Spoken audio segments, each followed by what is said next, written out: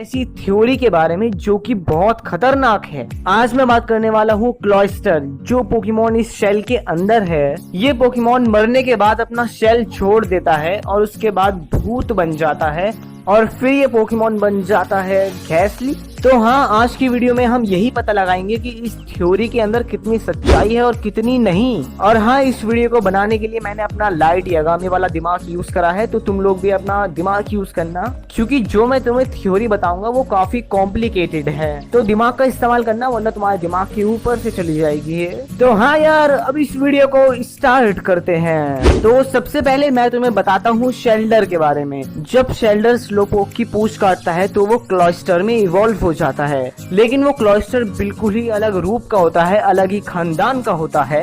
तो हमें इस वीडियो में इस वाले क्लॉइस्टर से कुछ भी लेना देना नहीं है। हमें अगर लेना देना तो है, वो है इस वाले क्लॉइस्टर से। और ये वाला क्लॉइस्टर तभी बनेगा जब हम शेल्डर के ऊपर वाटर स्टोन का इस्तेमाल करेंगे। अब बात करते हैं घैसली के बारे में। तो घैसली एक भूत पोकेमॉन है जो कि हॉन्टर में इवॉल्व होता है और हॉन्टर आगे जाके गेंगार में इवॉल्व होता है। तो इन तीनों पोकेमॉन का कनेक्शन तो सिंपल है। तो यहाँ से जो अपनी थ्योरी है वो कहती है कि क्लॉइस्टर के अंदर का जो पोकेमॉन है वो एग्जैक्टली घैसली जैसा दिखता है, और जब क्लॉइस्टर आगे जाके बूढ़ा होके या फिर किसी तरीके से मर जाता है तो क्लॉइस्टर का जो पीछे का शेल है वो धुएं में बदल जाता है और फिर वो आगे जाके घैसली में बदल जाता है। अब मैंने थ्योरी का पीछे से ओवरव्यू दे दिया कि ऐसे ऐसी थ्योरी है, लेकिन अब मैं यहाँ से वो थ्योरी बताऊंगा जो बिल्कुल तुम्हें पक्के तरीके से प्रूफ करवा देंगी कि क्लॉइस्टर ही घैसली है। कोई शक की बात नहीं है, 100% क्लॉइस्टर ही घैसली है। ये कहने पे तुम्हें मजबूर करवा देंगी, लेकिन उसके बाद मैं तुम्हें उस थ्योरी के नेगेटिव पॉइंट्स भी बताऊंगा। तो थ्योरी स्टार्ट करते हैं।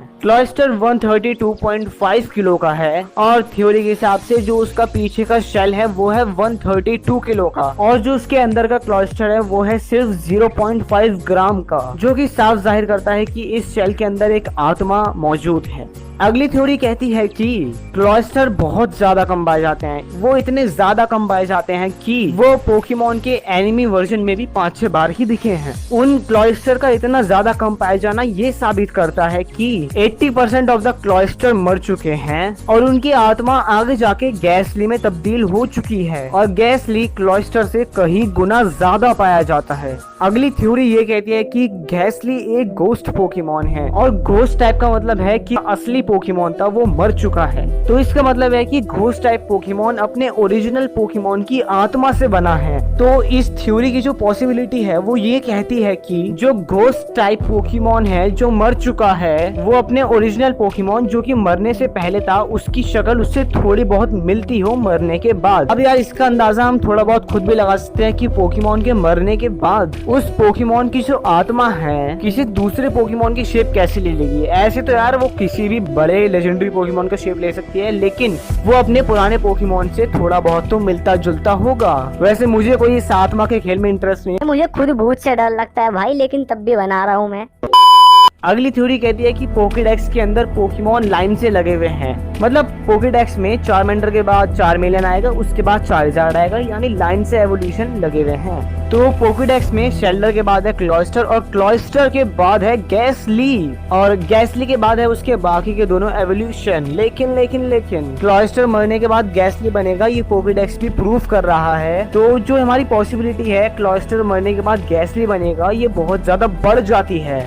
अगली थ्योरी काफी हद तक सच है। घैसली पोकेमॉन बना है गैस और घैसली के नाम से। इन दोनों के मिक्सचर से इस पोकेमॉन का नाम बना है, और इस पोकेमॉन के नाम में गैस आता है जो कि घैसली के चारों तरफ घूमती है। लेकिन यहाँ पे जो सबसे शॉकिंग बात है कि जो घैसली की गैस है वो घैसली का 90% वेट कवर करती है। मतलब घैसली के जो चारों तरफ गैस घूमती है, अगर वो गैस हट जाए तो हम घैसली को फूंक मार के उड़ा सकते हैं।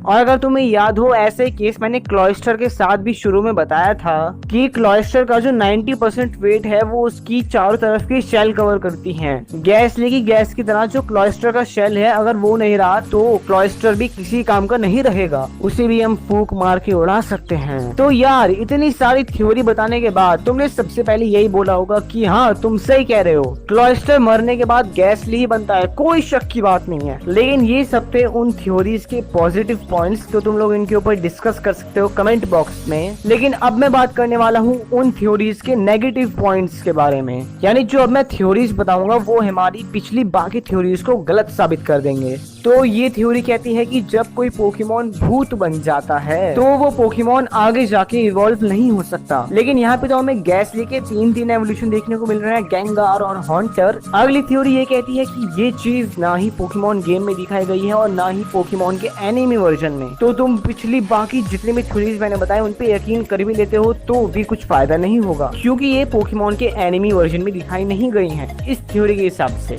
अगली थ्योरी ये कहती है कि गैसली जो कि घोस्ट पोकेमॉन है उसके पास इल्यूजन करने की ताकत है। इसका मतलब है कि गैसली ने अपना इल्यूजन का इस्तेमाल किया और जब वो इल्यूजन का इस्तेमाल कर रहा था अपनी शक्ल को बनाने में, तब उसके सामने एक क्लॉइस्टर आ गया, तभी से वो थोड़ा बहुत उसी की शक्ल जैसा दिखता है।